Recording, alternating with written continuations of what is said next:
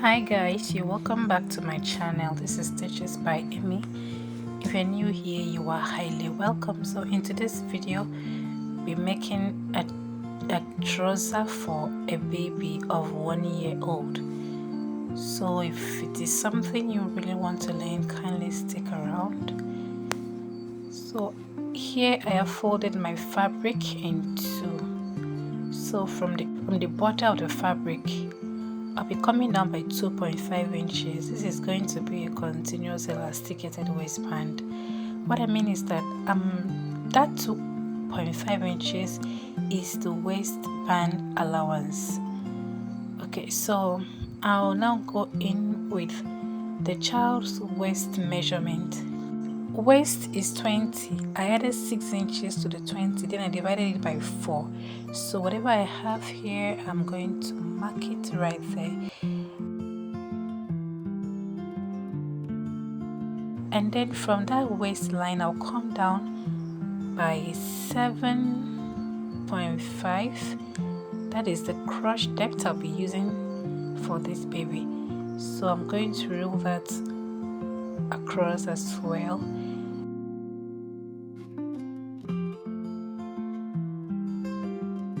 From the waist, I'll go down by the length of the trouser. I'm so sorry, my camera went out of focus right here. So I marked 22 inches for the length, including the folding allowance. So I'll mark exact what I have on the waist on that crotch line, then I'll connect it like so. So after connecting, I'm going to measure what I have from that center line to the folded part. Whatever I have there, I'm going to divide it by 4. Plus or minus, I think I had 1.5 inches. Or maybe I had more than that, but I used 1.5 inches. So from the center front here, I went in by 3/8 of an inch. 3/8 of an inch. Then I'm going to mark it's a gauged work here. I marked 6 inches down to save as my hip line.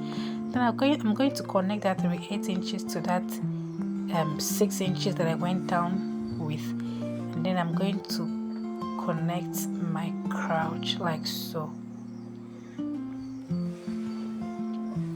So when that is done, I'm going to measure this line right here from the crotch extension and divide it by 2 so as to get the midpoint of this front trouser pattern. So when I get the midpoint, I'm going to roll a straight line all the way down, as you can see me do. So I'll now determine my knee. I'm going to measure from that crotch to the full length. I'll divide it by 2, and then I'll come up by 1 inch to 1.5 inches. Then that will be my knee point.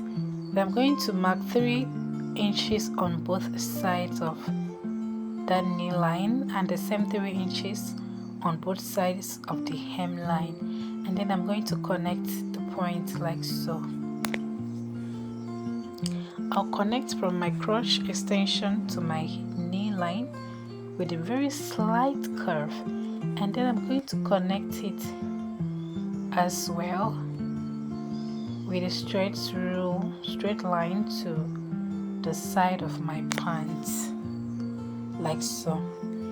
Please, when cutting your own, please add seam allowances to your measurement. This measurement that I used, I added seam allowances all together. Okay, so if you notice, I did not add any seam allowance as I was cutting out, because my measurements, I added some amount of ease to the measurements. So now I'm going to cut out my trouser like so, as you can see me do.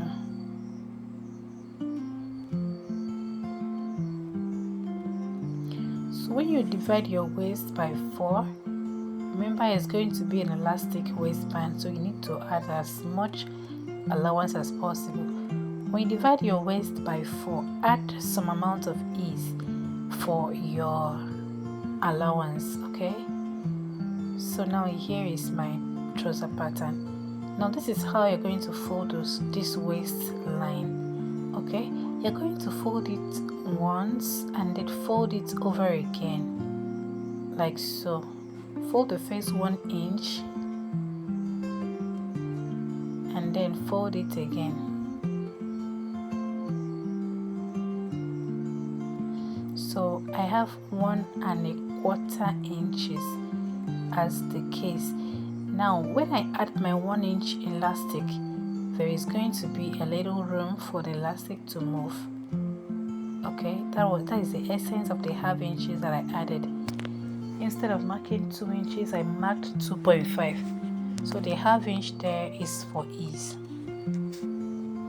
Now cutting out the back pattern, I've folded my fabric into 2 already.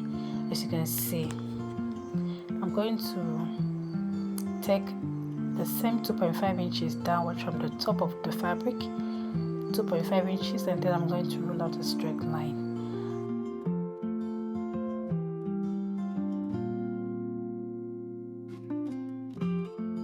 I will mark my crotch depth of 7.5 inches, and then whatever I did for the front, I'm going to repeat the same at the back, but the back will have a slightly different measurement. So I impute the waist measurement, which doubles as the hip, and also on the crotch line I'll mark the same measurement right there. Divide whatever you have there by 2, subtract 1.5 inches. I think for me I subtracted 1 inch because I had 3.5, so I marked 2 inches here. I subtracted 1.5 inches. So from that waistline, you measure down to your hem, to the full length of your trouser, which is 22 inches. Measure to the full length and then roll out your line and take your measurement. Add your hemming allowance as well. Then we are going to connect the crotch. We are going to curve the crotch like so. So to get the crotch curve, you're going to come down by 3 inches. This is going to serve as a guide for us. So from that 3 inches, you connect it to that crotch extension like so. So the measurement you have to divide it by 2. Take it down to the hemline and then connect it with a straight rule to the hem. This is the center line, or you can call it the crease line. So on that line, you're going to determine the knee length from that crotch to your knee. Divide what you have there by 2, then subtract 1 inch upwards, and then that will be your knee line. On the knee line, remember we measured 3 inches for the front, but on the knee line of the back trouser, we are going to measure 3.5 inches. So that is the slight measurement I was talking about, including the crotch extension for the back. So that was like 6.5 inches downwards from the crotch line. So that was my knee line. I'm going to measure 3.5 inches right there.